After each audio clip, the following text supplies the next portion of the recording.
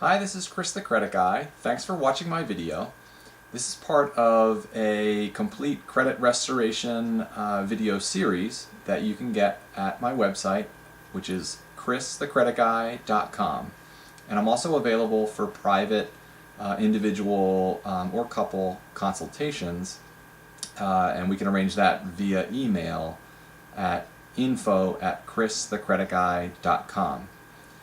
This video is titled Disputing Your Negative Items, and it's the first of several videos that I've put together where we are going after your payment history in an effort to improve that.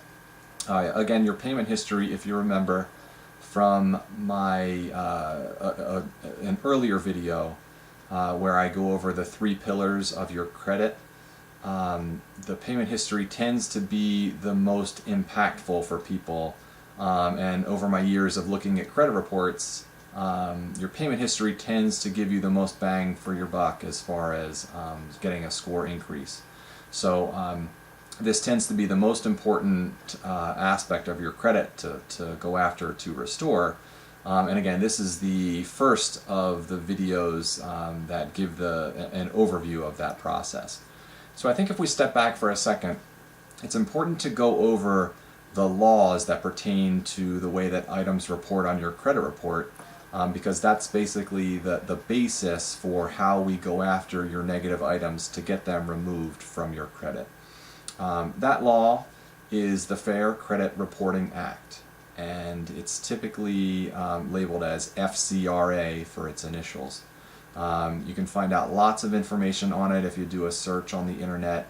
Again, it's the Fair Credit Reporting Act, and you can even get a complete copy of it. You can read it if you have a lot of time on your hands. But essentially it boils down to 2 main important points, and I'll point those out to you because rather than read it, it's better to just know basically what it says. If you boil the Fair Credit Reporting Act down to its simplest forms, it says that everything that's on your credit has to be 2 things. It has to be completely accurate and completely verifiable. And in my experience, looking at thousands of credit reports, your items on your credit are neither completely accurate nor are they ever completely verifiable. So what's going on here? How is this that the law says one thing, yet in reality it's another? If you don't believe me, you can look through your credit report. Hopefully you watched my earlier video on where and how is the best way to get a copy of your credit report. And if you look through your credit report, you'll see that that most of your items, they tend to be reported pretty similarly across the 3 credit bureaus, but you'll always find differences. Maybe one has a balance that says $1,000 and one says it's $980. One may say you were late in 1 month, whereas another credit bureau may say you were late in a different month, maybe the one before or the one after. Again, that's all just me pointing that out to show you that things are almost never completely accurate because they're never identical across the board. So again, the Fair Credit Reporting Act says that things on your credit have to be completely accurate and completely verifiable. So then what do we do with that information? That's what's most important. Well, the process of going after your negative items on your credit report in an effort to get them removed is based on using the Fair Credit Reporting Act.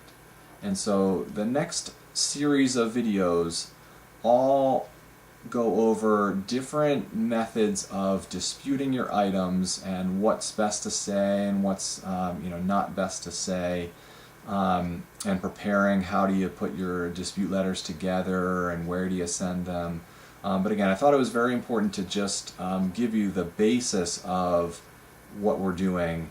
And then in the next bunch of videos we can talk about the nuts and bolts of exactly how we go after each particular item and the process for doing that. So again, thanks for watching for the complete credit restoration video series that I have. It's online, it's free. You can go to christhecreditguy.com. And again, if you have questions or you'd like me, the expert, to look at your credit and give you a consultation, we can arrange that over the email. And you can get me at info@christhecreditguy.com. So again, thanks for watching.